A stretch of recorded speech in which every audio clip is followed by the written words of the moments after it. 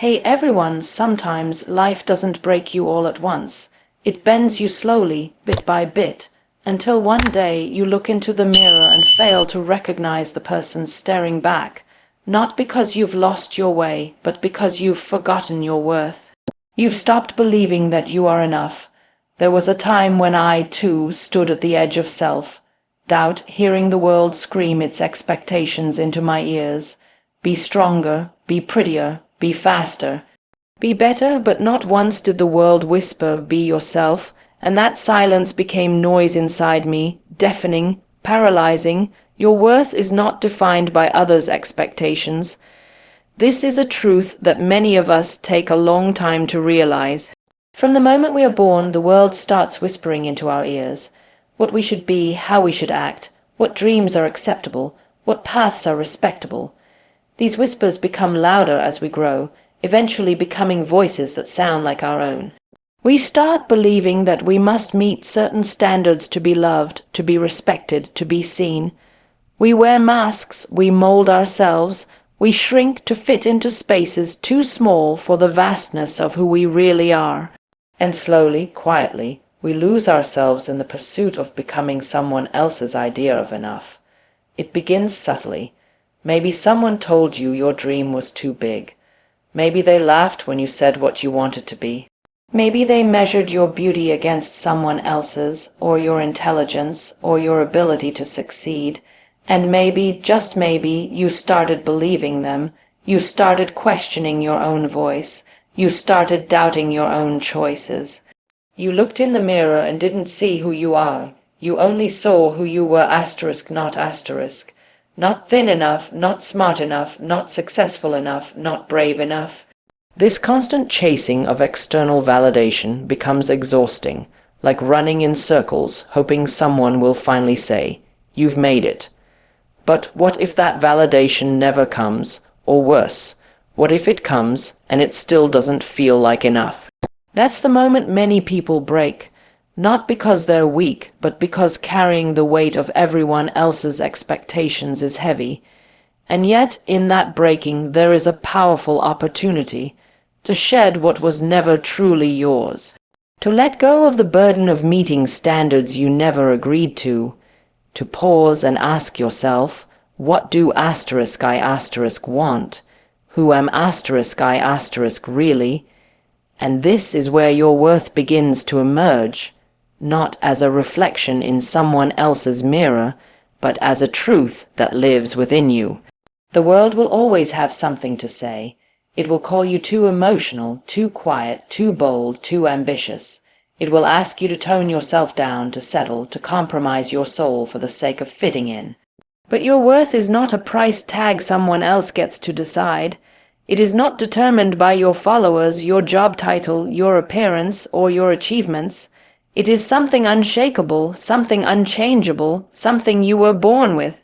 Just by being, you are worthy. Just by existing, you matter. But knowing this is not enough, you have to believe it, and believing it often means standing alone. It means saying no to things that do not align with your truth. It means walking away from places and people that try to dim your light. It means honoring your own voice even when it trembles. It means taking the risk of being misunderstood, judged, or even rejected, because being accepted for who you are not is a silent form of self-abandonment. When you stop letting others define your worth, you begin to live more honestly. You start making choices from a place of love rather than fear. You stop waiting to be chosen and start choosing yourself. You stop apologizing for your truth and start embracing it. You begin to understand that you are not here to perform, to impress, or to conform. You are here to live fully and freely. True strength is rising despite the struggle. It is not the kind of strength that makes noise or demands attention. It doesn't always look like winning battles or standing tall. Sometimes it looks like someone getting out of bed after a sleepless night. Sometimes it looks like tears falling silently while the heart still refuses to give up. It looks like trying again when everything inside you says it's easier to quit. It looks like choosing to show up even when you feel invisible, broken, or completely lost. Strength is not just in the victories, it is in the attempt, in the decision to face the day with whatever courage is left inside you, no matter how little that maybe. People often misunderstand what it means to be strong. They think it's about being fearless, unshakable, always confident, always certain. But real strength doesn't come from perfection.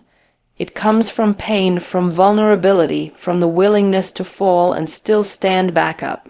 Real strength is forged in the quiet moments when no one is watching, when no one is cheering, when you have nothing but your own heartbeat to hold on to. It's in those moments that your spirit is tested and shaped. Not when life is easy, but when it is heavy, confusing, and unpredictable. There are struggles that leave no visible scars, and yet they change you completely. There are battles fought in silence, in the corners of the mind where doubt and fear try to take control. And when you walk through those storms and still find a way to move forward, that is strength. When life knocks you down and you crawl instead of walk, that is strength. When you carry the weight of pain, of grief, of disappointment, and still manage to find a reason to keep going, that is strength. It's not about how gracefully you fall. It's about how bravely you rise. We all have moments where we feel weak, where the world feels like it's collapsing around us. But what if weakness is not the opposite of strength? What if it is a part of it? Because acknowledging that you're struggling, admitting that you're not okay, is not weakness. It's honesty, and honesty requires courage. It takes strength to be real in a world that teaches you to pretend. It takes strength to ask for help, to say you're hurting, to take time to heal. Sometimes the strongest thing you can do is rest. Sometimes the bravest thing you can do is say, I can't do this alone. And there is no shame in that, because strength is not about doing everything on your own. It's about knowing when to hold on and when to reach out. Everyone's struggle looks different. What breaks one person might not even shake another, but that doesn't make anyone's journey less important. We cannot measure strength by comparing scars. We must understand that every heart has its own weight to carry, its own pain to endure. What matters is not the size of the struggle, but the resilience of the soul that chooses to rise above it. Strength is not a competition.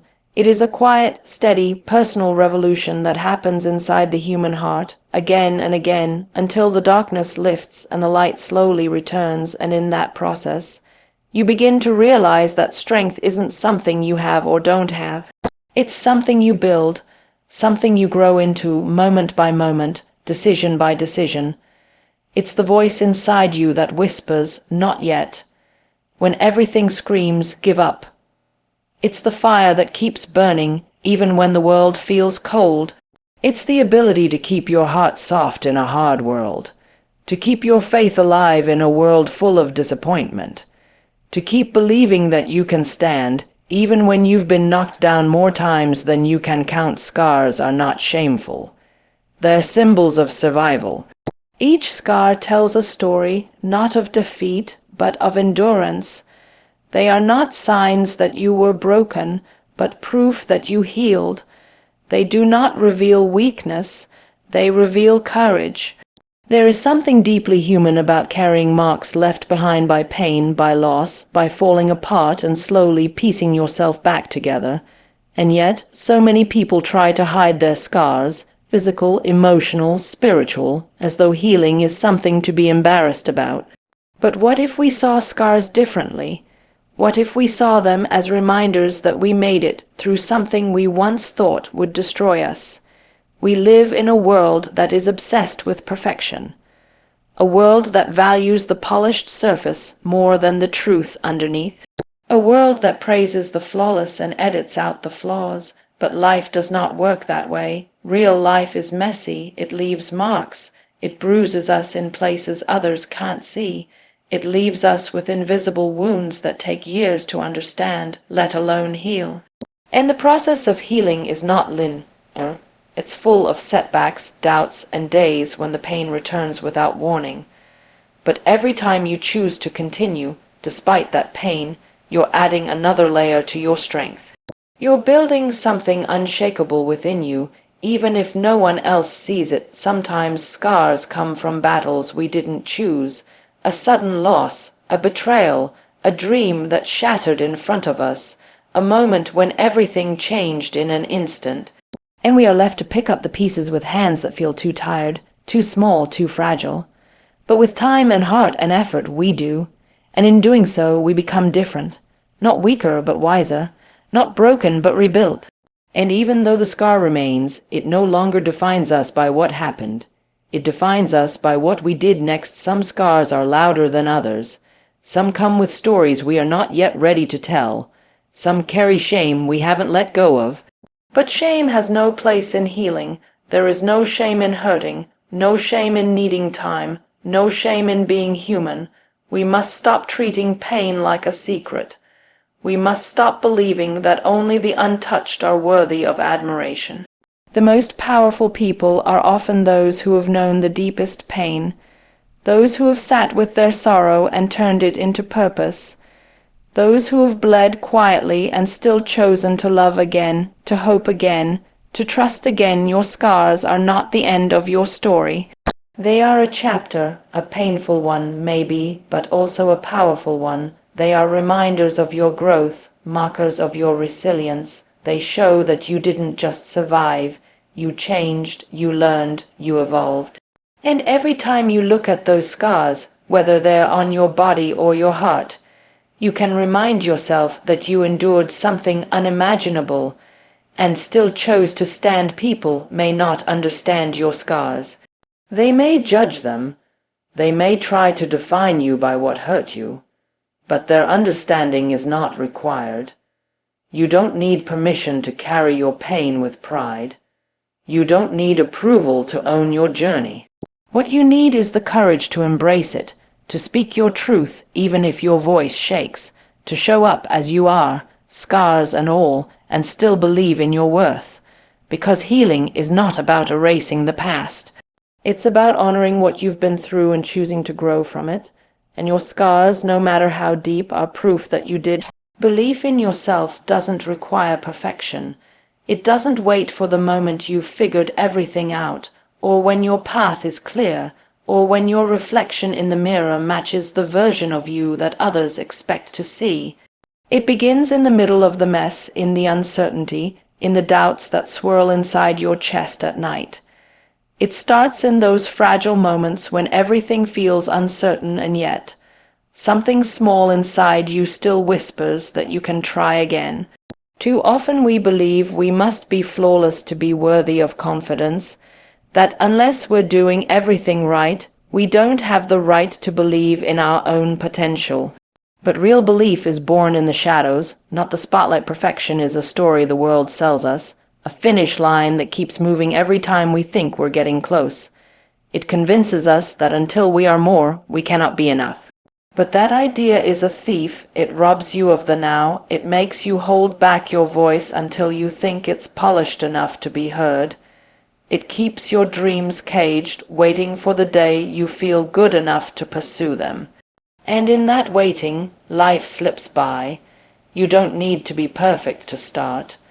You don't need to have all the answers to move forward. You don't need to meet some imaginary standard before you are allowed to trust your own journey. Belief in yourself is not a prize for the flawless. It's a practice for the brave. It's waking up in the morning and choosing to show up, even if yesterday was a disaster. It's walking into the room knowing you're not the smartest or the strongest, but still knowing you belong. It's being kind to yourself on the days you stumble. It's standing in your truth even when that truth is still unfinished. We wait for perfection because we fear judgment. We wait because we're afraid of failure. But believing in yourself means giving yourself permission to fail, to grow, to be a work in progress. The most powerful belief is not the one that says, "I will never fall." It is the one that says, "Even if I fall, I will rise." That belief comes from choosing to see yourself with compassion, not comparison. It comes from understanding that your journey is not meant to look like anyone else's, that your timing is your own, that your mistakes do not cancel your worth. Believing in yourself doesn't mean you're never uncertain. It means you've decided that your faith in who you are becoming is greater than your fear of who you used to be. You will not always feel confident. You will not always feel ready, but belief does not require a guarantee. It only requires a willingness to begin. You don't have to know how the story ends to trust that you're meant to keep writing it. There will be critics, there will be voices that try to convince you that you're not enough, but none of those voices matter more than the one inside you. The one that says, I am allowed to take up space, I am allowed to be seen, I am allowed to grow, learn, and rise in my own time. Letting go of perfection opens the door to possibility. It allows you to be real. It gives you space to breathe. It helps you discover parts of yourself that were hidden beneath the pressure to always get it right. You begin to realize that the beauty is not in always being strong, but in being honest about when you are not. That the real power is not in appearing perfect, but in being authentic. That the greatest version of you isn't the one that never messes up. It's the one that keeps going, keeps learning, keeps believing even in the face of every imperfection. Dreams don't need validation to be real. They don't require a stamp of approval from the world to matter. They don't have to be understood, accepted, or even acknowledged by others to hold value.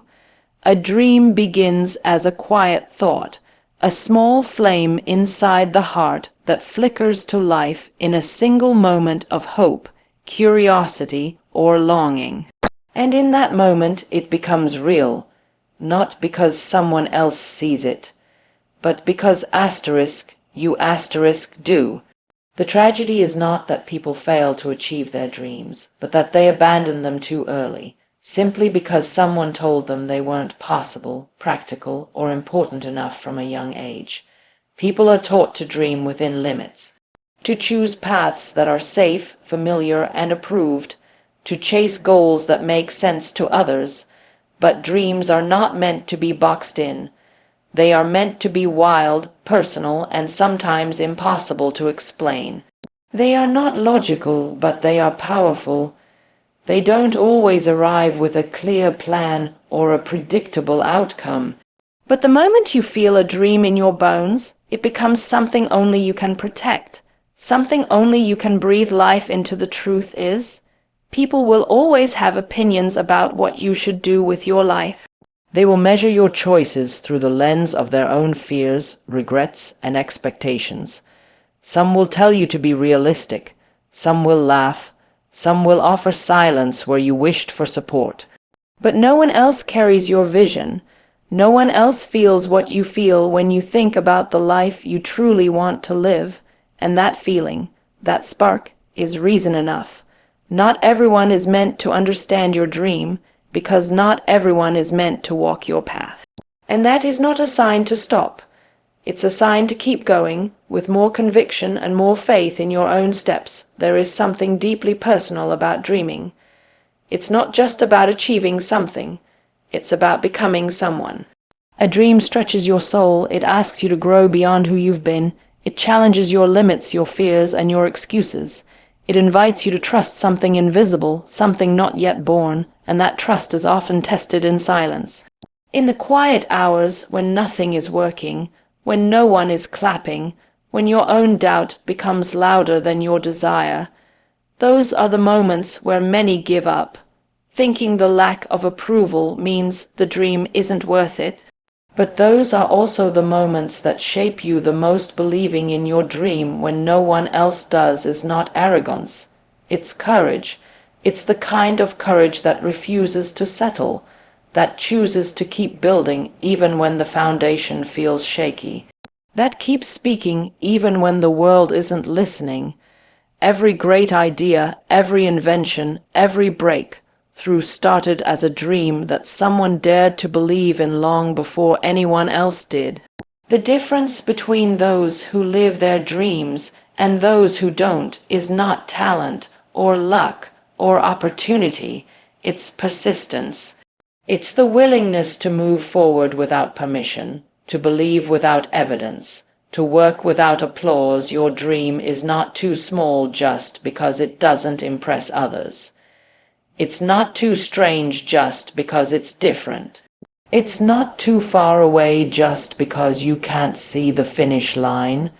What matters is that it matters to you, that it makes you feel alive, that it reminds you who you are, because dreams are not just about what you achieve. They're about what awakens in you when you begin to chase them. They're about how you come back to life when you finally stop waiting for permission and start walking in the direction of what sets your soul on fire. You are enough just as you are. In a world that constantly tells you to improve, to change, to become more, to fix what's broken, to hide what's imperfect, this truth often gets lost. We are raised to believe that worth is something we earn, not something we inherently have. That we must prove our value through achievements, through beauty, through status, through constant effort. But before you become anything else, before you succeed, before you grow, before you rise, you are already enough. Not because of what you've done, but because of who you are. It's easy to forget this when you're surrounded by messages that tell you you're not quite there yet, that if you lose a little more weight, you'll finally feel confident, that if you get that job, that degree, that relationship, then you'll finally be complete, that if you become more like someone else, you'll finally be loved. But chasing enoughness outside of yourself is a race with no finish line. Because every time you reach one milestone, the bar moves again. Every time you meet one expectation, a new one is waiting. And so you live in this exhausting loop of trying to be more, do more, prove more, never stopping to ask who decided you weren't already worthy. Being enough doesn't mean you have no room to grow. It means that your growth begins from a place of self-worth, not self-criticism. It means that your desire to improve your life comes from love for yourself, not hatred for who you are now. It means accepting your flaws without letting them define you. It means realizing that you can hold both joy and sadness, strength and vulnerability, light and darkness within you, and still be whole. You don't need to be perfect to be enough. You don't need to be healed to be lovable. You don't need to meet anyone else's standard to be deserving of peace. So much of our struggle comes from believing we have to become someone else to be okay. We think we have to wear masks, to edit our truth, to dim our light just to be accepted. But every time you deny a part of yourself to fit in, you drift further from your own center. You lose pieces of your authenticity trying to match a version of yourself that was never yours to begin with. And that disconnection creates a quiet ache, a sense of being seen but not known, loved but not for who you really are. And the only way to heal that ache is to return to yourself, to meet yourself again without judgment, and to choose to stay. You are not a project to be fixed. You are a story unfolding, a living, breathing human being with layers, with depth, with history. You have been through storms and still found ways to smile. You have carried pain that no one saw and still showed up for the world. You have loved even when your heart was heavy, and that matters. That says something about your spirit, your courage, your soul. You are not defined by the worst thing that happened to you. You are not limited by the mistakes you've made. You are not measured by how much others approve of you. Your worth is not up for debate. You are enough when you're tired. You are enough when you're lost. You are enough when you're still trying to figure things out. You are enough when you're celebrating, and you are enough when you're crying in the dark. You don't have to hustle for your place in this world. You don't have to earn rest or love or belonging. You just have to remember who you are beneath all the noise. You just have to come home to yourself and know that even in your rawest, most unfiltered form, you are still whole. You are still worthy. You are still enough.